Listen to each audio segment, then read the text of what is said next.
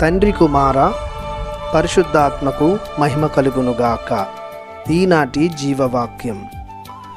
మీ భుజముల మీది నుండి బరువును దింపినది నేనే అని ప్రభువు నుడువుచున్నాడు. కీర్తన 81 వచనము 6. ప్రియ దేవుని బిడలారా, సహోదరి సహోదరులారా, ప్రభువు నామములో మీకు శుభములు కలుగునుగాక. తండ్రి దేవుని కృపయు ప్రభువు యేసుక్రీస్తు నుండి మీకు శాంతియు లభించునుగాక. ఇశ్రాయేలు ప్రజలు ప్రభుని మాటలను ధిక్కరించి ఆయన చేసిన కార్యములను మరచి తమకు ఇష్టం వచ్చినట్లు జీవిస్తుండగా దేవుడు వారిని ఉద్దేశించి పలుకు సందర్భములోనిది ఈ వాక్యం. దేవుడు తన ప్రజలుగా భావించు వారిని అన్ని విధాలుగా ఆదుకొనును. అనేక భారాలచే బరువులచే కృంగిపోతున్న వారిని ఓరడించి విశ్రాంతి నొసగును. ఇశ్రాయేలు ప్రజలు అంతటి మొండివారైన, కఠినులైన, మూర్ఖులైన ప్రభువు వారిని వదిలిపెట్టలేదు. వారి భుజములపై ఉన్న మోయ సాధ్యము కాని బరువులను ప్రభువే దించివేసి వారికి స్వేచ్ఛను, సంతోషాన్ని వసగెను. యెషయా గ్రంథము 9వ అధ్యాయము 4వ వచనంలో దేవుడు వారి మెడ మీద కాడిని విరగగొట్టెను, వారి భుజముల మీది దండమును ముక్కలు చేసెను, వారిని పీడించు వారిని ఓడించెను. ఇంకను రాబో తరములను దేవుడు ఈ రీతిగానే కాపాడును అని వాగ్దానం కూడా చేసి ఉన్నాడు.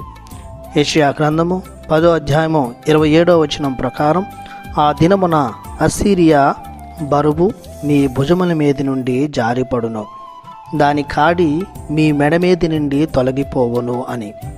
క్రీస్తు ప్రభుని కాలంలో కూడా ప్రభువు ప్రజల మోస్తున్న అనేక భారముల నుండి విడుదల వసుగుటకై మత్తయి శుభవార్త 11వ అధ్యాయము 28వ వచనంలో, భారముచే అలసి సొలసి ఉన్న సమస్త జనులారా నా యొద్దకు రండు, మీకు విశ్రాంతి నొసగెదను అని పిలుస్తున్నాడు. తనను నమ్ముకున్న ప్రజలు ఎలాంటి భారాలతో, బరువులతో చింతించకూడదు, నశించిపోకూడదు అన్నది దేవుని యొక్క ఉద్దేశం.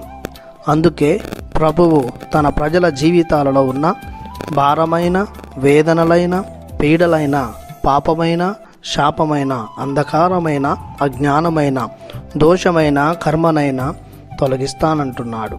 కావున మన భుజముల మీద మరియు మనసులో ఉన్న భారాలను, బాధలను తొలగించు సత్యవంతుడైన జీవమునిచ్చు దేవుని విడువక, ఎడబాయక అంటిపెట్టుకొని జీవించుదాం.